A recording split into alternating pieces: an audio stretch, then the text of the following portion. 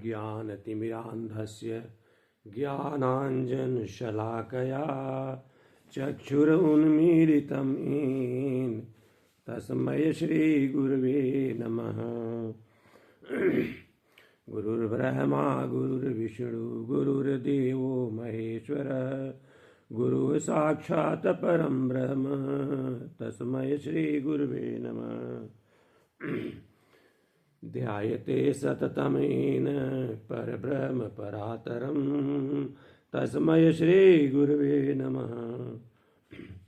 हे कृष्ण करुणा सिंधो दीनबंधो जगत्पते गोपेश गोपिका कांत राधा कांत नमोस्तुते। वसुदेव सुतं देवं कंसचाणूरमर्दनं देवकी परमानंदं कृष्णं वंदे जगद्गुरुम्। एकं शास्त्रं देवकी पुत्रगीतम् एको देव देवकी पुत्रेव एको मंत्र तस्य नामानि यानि कर्माप्येकं तस्य देवस्य सेवा।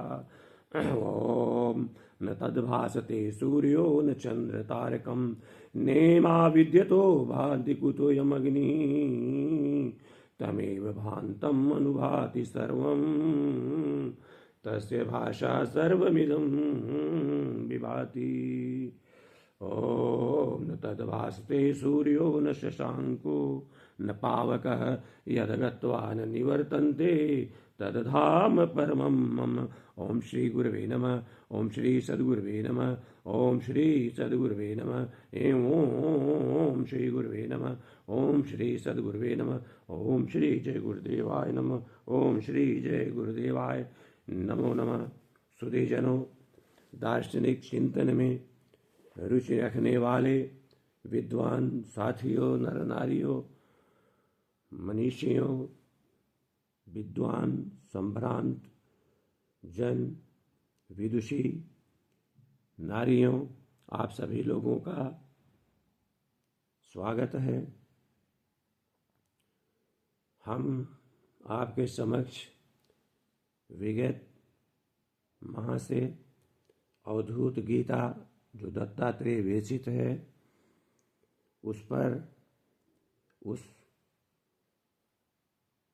उसमें जो प्रमुख दार्शनिक बिंदु हैं उन पर चर्चा करते हुए आगे बढ़ रहे थे और अध्याय 1 से लेकर के अध्याय 6 तक हमने आपके सहयोग से और आपके साथ पूरा किया है।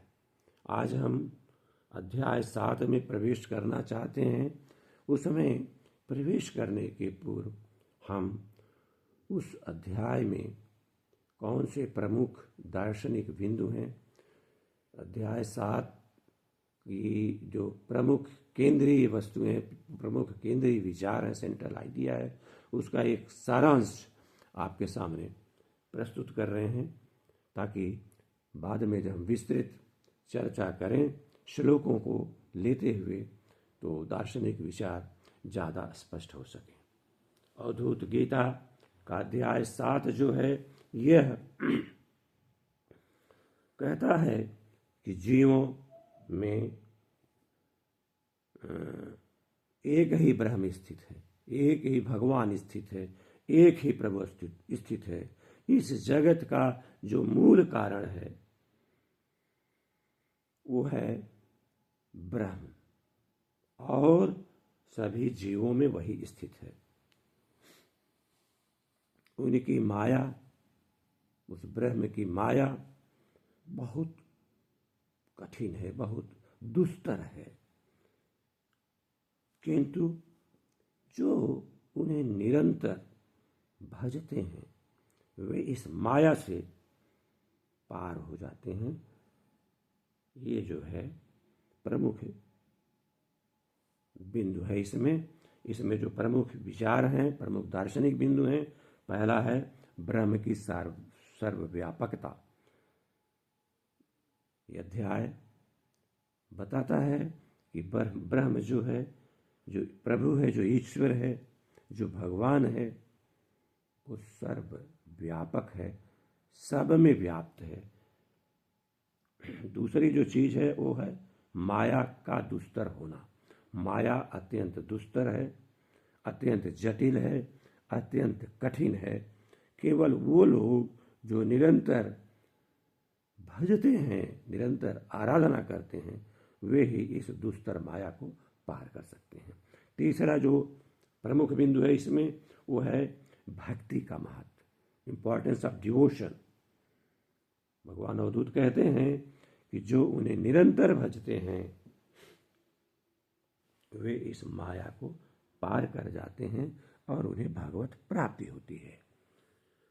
और जो चौथा दार्शनिक बिंदु है वो है ज्ञान और विज्ञान। ज्ञान और विज्ञान, भगवान अवधूत कहते हैं कि जो उन्हें जानता है वह ज्ञान और विज्ञान को प्राप्त करता है।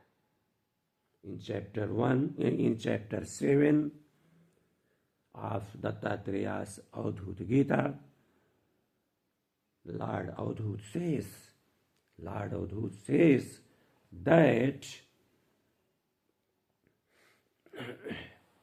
he is the root cause of the universe. He means Lord, he means Brahm. Brahm is the root cause of the universe and is present within all living beings. He says that his Maya, his illusion, is very difficult to overcome. But those who constantly worship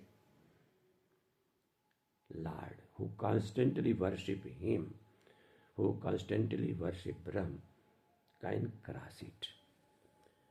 Main philosophical ideas are: number one, God's omnipresence. God is omnipresent.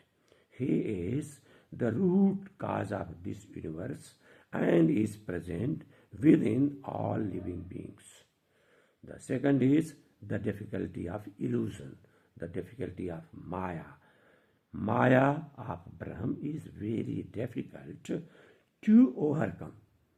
But those who constantly worship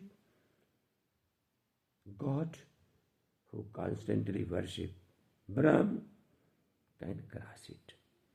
The third philosophical idea is the devotion, importance of devotion. Lord Avadhut says that those who constantly worship him can cross Maya and attain him. So, devotion to him is very important. And the fourth is knowledge and realization. One who knows him attains knowledge, attains realization.